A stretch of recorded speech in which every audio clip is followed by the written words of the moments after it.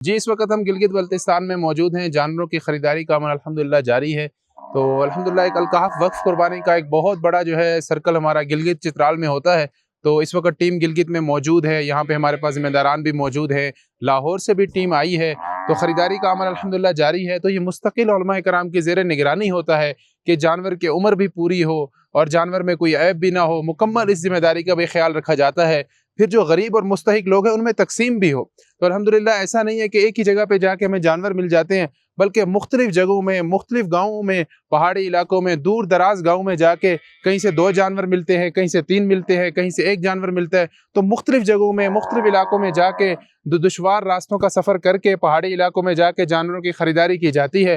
तो अल्लाह रब्बुल इज़्ज़त इस कोशिश को अल-कहफ़ एजुकेशनल फाउंडेशन की टीम को कबूल फरमाए और जो मुआविनीन हैं, जो इसमें हिस्सा डालते हैं और गरीब और मुस्तहिक लोगों में गोश्त तक़सीम करने का ज़रिया बनते हैं, अल्लाह रब्बुल इज़्ज़त उनको अपने मुक़र्रबीन में शामिल फरमाए। जज़ाकल्लाहु खैर। आपकी कुर्बानी, उनकी ईद। पहुँचाएँ उन तक ईद की खुशियाँ जिनको सारा साल मैसर नहीं।